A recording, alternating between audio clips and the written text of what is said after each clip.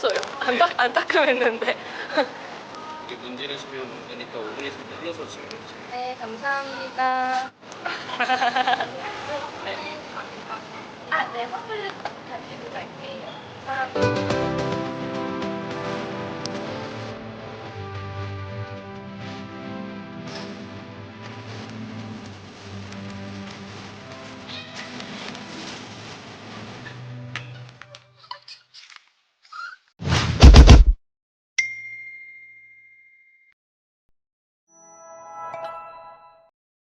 안녕하세요. 저는 의대생TV 조혜인이라고 합니다. 오늘은 조혈모세포 기증이라는 주제에 대해서 얘기를 나눠보고 싶어서 이 컨텐츠를 기획하게 됐어요. 제가 생각하기에는 다른 사람한테 새 생명을 부여해줄 수 있는 가장 간단한 기회라고 생각이 돼서 더 많은 분들이 참여하셨으면 좋겠는 마음, 어떻게 과정이 이루어지고 절차가 어떻고 세부적인 사항이나 오해하실 수도 있는 부작용 같은 거에 대해서 얘기를 드려볼까 해요. 그러면 먼저 조혈모세포가 뭔지부터 설명을 드릴게요.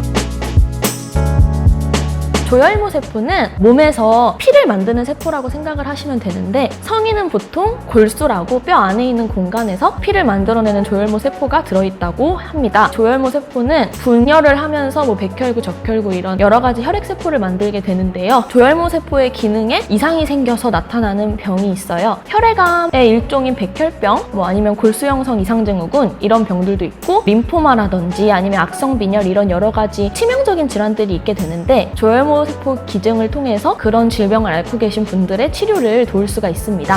이 팜플렛이 있는데요. 백혈병인 혈액암 환자들은 항암제나 방사선 치료 등으로 병든 조혈모세포를 모두 소멸시킨 후 타인의 건강한 조혈모세포를 공급받으면 완치될 수 있습니다. 이식이라는 말을 사용하는 것은 한 사람의 몸에서 조혈모세포들을 뽑아내서 다른 사람 몸에 주입하고, 그러면 그 주입한 조혈모세포들이 그 사람의 골수에 생착을 하게 돼서 그 다음부터는 환자분의 골수에서 정상적인 혈액세포를 만들 수 있게 되는 거예요. 근데 저희가 보통 알고 있는 신장이식, 간이식 이런 장기를 이식하는 거는 뇌사자분들의 장기를 이식하는 경우가 많고, 살아있는 사람에서 살아있는 사람으로 이식을 하게 될 때에는 신장이 아무리 2개가 있다고 하지만 그 중에 하나를 떼어서 줘버리게 되면 한쪽 신장밖에 없기 때문에 하나만 망가져도 일상생활을 하지 못하게 되고, 간도 반을 떼어서 줘서 2명 다 살 수 있게 된다고 하더라도 내 간을 반절이나 띄워주면 반절은 없어지는 거니까 굉장히 리스크도 크고 웬만한 사람은 할 수 없는 경우가 많아요. 근데 이 조혈모세포 이식은 기증을 한 이후에도 2-3주면 회복이 돼서 원래의 혈액을 만드는 기능을 충분히 수행할 수 있다고 해요. 조혈모세포 기증이라는 건 다른 장기 이식보다는 저같이 일반적인 사람도 부담이 좀 적게 이식을 해줄 수가 있는 것 같아요. 그리고 보시면 조혈모세포 후 후유증이라고 되어 있는데, 예전에는 조혈모세포 기증을 할 때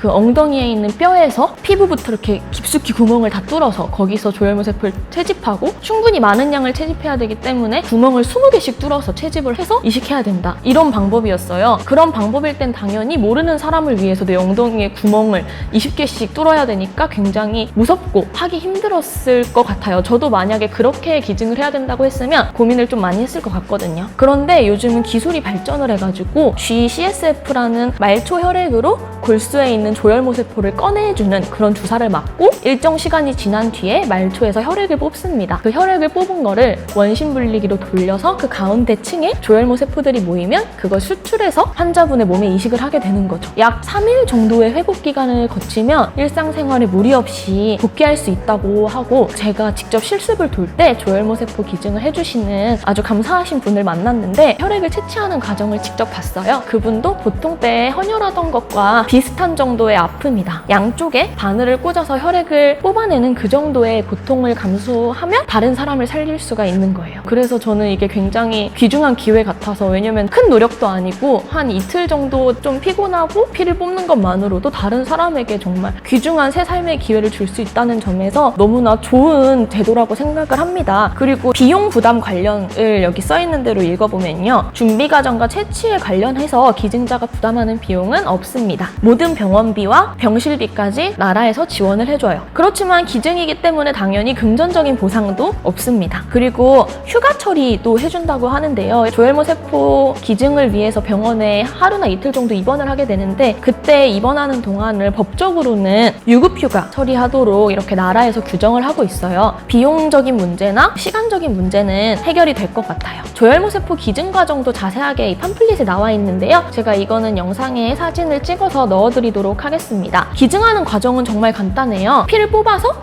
제출하면 끝입니다. 헌혈하는 것보다 피를 더 적게 뽑더라고요. 기증을 하게 되면 제 피에서 HLA 혈액형이라고 이렇게 피에 여러 가지 유전 정보가 담겨 있는데, 내가 어떤 타입인지를 거기서 실험을 통해 알아내서 그걸 등록을 해요. 그리고 만약에 이제 나중에 아프신 분이 나타났는데 그분의 피의 타입과 제 피의 타입이 같다 이러면 저한테 전화가 오게 되는 거죠. 그 전화를 받고 한 번 더 선택할 수 있는 기회가 주어집니다. 똑같은 타입의 혈액을 가진 환자분이 나타났는데 정말로 기증을 하시겠습니까?